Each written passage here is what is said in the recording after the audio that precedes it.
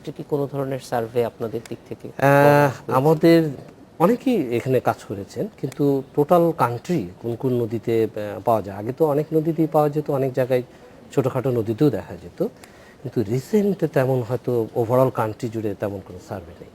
তবে এটা ঠিক যে টোটাল কান্ট্রিতে ইন্ডিয়া, বাংলাদেশ এবং পাকিস্তান, নেপাল, এই তিনটা মিলে প্রায় 1200 থেকে 1800 এই রিভার ডলফিন এক্সিস্ট আছে বলে আমরা ধারণা করি। এবং এর মধ্যে তো আমরা সম্প্রতিও দেখেছি যে সুন্দরবন এলাকায় যে নদী আছে, যেমন শ্যালা নদীতে একটা স্পেসিফিক স্পেসিসের আবাসস্থল, তো সেদিকেও বেশ কিছু ডলফিন এখনো পর্যন্ত রয়ে গেছে। বুড়িগঙ্গা এবং তুরাগের মানে এখন যে অবস্থাটা আছে সেই অবস্থাটায় যদি চলতে থাকে তাহলে এই ডলফিনের পক্ষে অ্যাডাপ্টেবিলিটি যেটা আপনারা বলছেন, সেই যদি সে এই পরিবর্তিত পরিস্থিতির সঙ্গে খাপ খাইয়ে নিতে পেরে থাকে, তাহলে কি তারা মানে বেঁচে থাকতে পারবে মনে হয়? খুব প্রথমে বললাম, যদি ফ্র্যাগমেন্টেড পপুলেশন হয়ে থাকে তাহলে তাদের জন্য বেঁচে থাকা খুবই ডিফিকাল্ট। কারণ আপনি যদি একবার তুরাগে যান, ওর যে ওয়াটার ফ্লো এত পরিমাণ নেমে যায়, যেখানে সার্ভাইভ করাই তার পক্ষে খুব ডিফিকাল্ট। তার ফুড নেই, তার আবাসস্থল নেই, তার ওয়াটার পরিবেশ নেই, তারপরে তার এই ট্রান্সপোর্টেশনের যে প্রবলেম, সেখানে সে ব্রিডিং বায়োলজি সে কন্টিনিউ করবে কীভাবে? কাজেই এটা খুব ডিফিকাল্ট। এই যে অবস্থানটা আছে, এই অবস্থানটা যদি কন্টিনিউ করে তাহলে এখানকার ডলফিন সার্ভাইভ করার সম্ভাবনা নাই বললেই চলে। এই মাছের চাইতে জলজ প্রাণী হিসেবে ডলফিনের কি বেঁচে থাকার যেটা বলা যে জীবনী শক্তি বেশি? এটা একটু বেশি, যে কোনো ক্ষেত্রে বেশি। কারণ সাধারণত দেখা যায়, তাবাসসুম বলতেছিল যে তার রিসার্চে সে দেখেছে যে এই অ্যাডাপ্টেবিলিটি অনেক বেশি। যেরকম কার্গো সে এখন মোটামুটি রিকগনাইজ বাইপাস করতে পারে, অথচ অনেক জায়গা আছে যেখানে ডলফিন কার্গোকে বাইপাস করতে পারে না। যেরকম সুন্দরবনে ইরাবতী ডলফিন অনেক রিপোর্ট পাওয়া যায় যে প্রপেলারে আঘাতে মারা গেছে, কিন্তু এখন পর্যন্ত আমরা এখানে এটা পাইনি। এবং আমরা দেখি যে খুব সুন্দরভাবেই তারা মোটামুটি এটাকে অ্যাভয়েড করতে পারে। সুতরাং সেই অ্যাবিলিটি আছে বিধায় তারা এখানে কিছুটা সার্ভাইভ করে যাচ্ছে। তো এদের সার্ভাইবিলিটির জন্য আর কোনো পরামর্শ সরকারের জন্য বা সাধারণ মানুষের জন্য? সাধারণ মানুষের জন্য হ্যাঁ, তারা এটাকে ডিস্টার্ব যাতে না করে, সরকারের কাছে উদাত্ত আহ্বান যে তারা এটার আবাসস্থলটাকে যাতে ধ্বংস যারা করছে সেটাকে প্রোটেক্ট করা, এটার ওয়াটার ফ্লোটাকে বাড়ানো এবং এটার দূষণটাকে কমানো অথবা বন্ধ করে দেওয়া। যদি এই তিনটা কাজ সরকার করে দেন, তখন এই জিনিসটা এমনিতেই সার্ভাইভ করে যাবে। ডক্টর আব্দুল বাকি এবং তাবাসসুম, আপনাদের দুইজনকেই আমাদের সঙ্গে যোগ দেওয়ার জন্য অনেক ধন্যবাদ। আপনাকেও ধন্যবাদ। আশার বাংলাদেশে যাচ্ছে আরও একটি বিরতিতে, ফিরছি একটু পরে।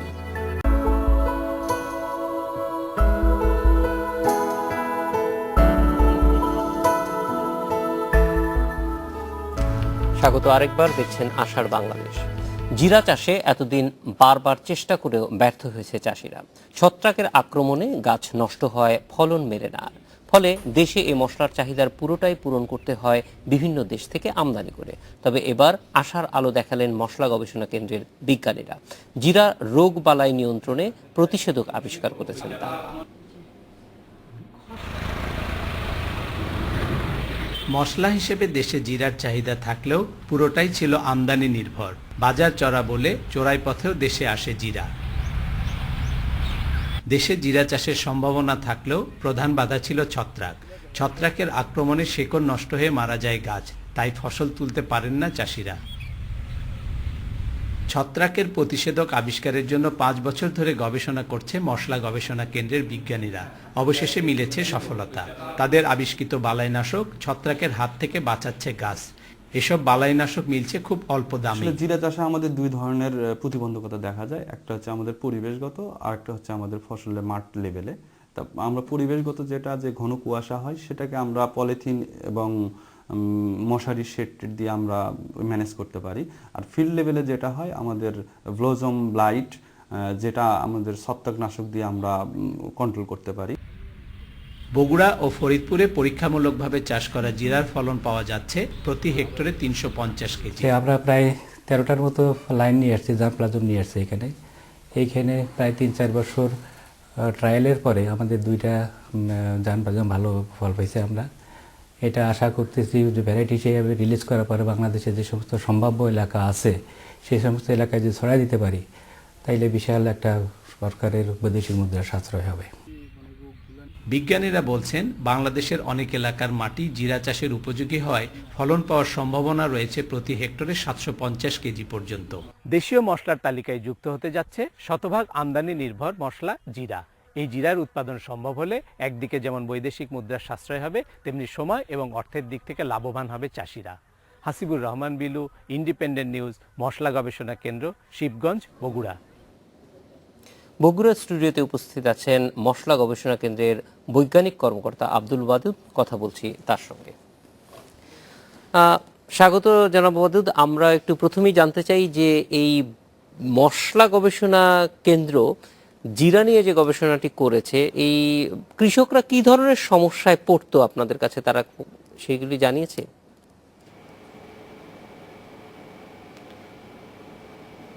কৃষকেরা মূলত আমাদের কাছে সমস্যা বলতো সেটা জিরা গাছ এমনিতে গড়া পচা হয়ে যায়, পর উইল্টিং হয়ে যায়, এবং জিরার যখন ফুল আসে তার ইতিপূর্বে ব্লসম ব্লাইট নামে একটা রোগ আক্রমণ করে।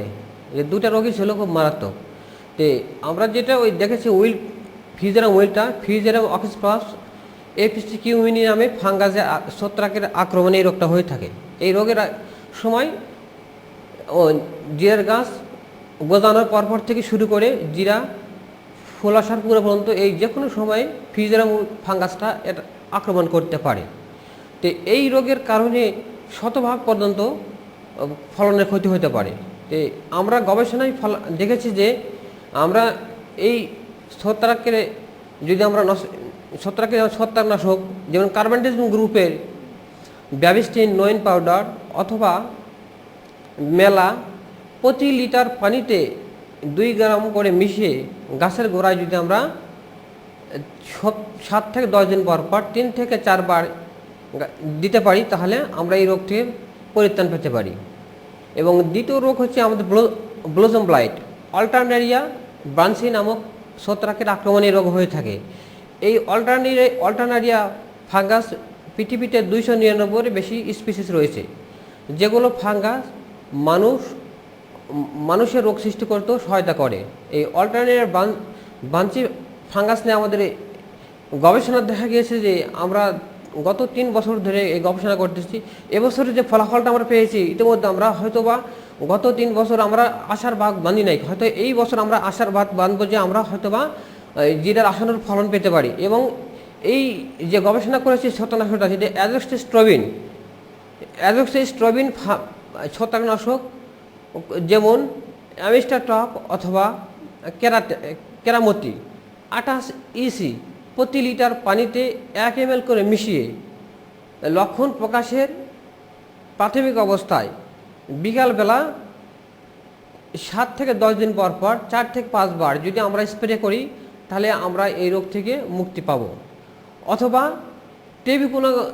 টেবিকোনাজল গ্রুপের ছত্রাকনাশক যেমন ফলিকুর আমরা প্রতি লিটার পানিতে 1 ml করে মিশিয়ে অল্টারনেটিভলি স্প্রে করতে পারি। অথবা পাইরাকোলোস্ট্রিবিন গ্রুপের ছত্রাকনাশক যেমন ক্যাভিরিওটপ প্রতি লিটার পানির সাথে 3 গ্রাম করে মিশিয়ে আমরা 7 থেকে 10 দিন পর 3 থেকে 4 বার সমস্ত গাছে বিকালবেলা স্প্রে করলে পারে আমরা এই রোগের থেকে পরিত্রাণ পেতে পারি। এবং জনাব ওয়াদুদ, আমরা একটু জানতে চাই যে বাংলাদেশের কোন কোন অঞ্চলে জিরা চাষ হওয়ার সম্ভাবনা আছে বলে আপনারা দেখতে পেয়েছেন?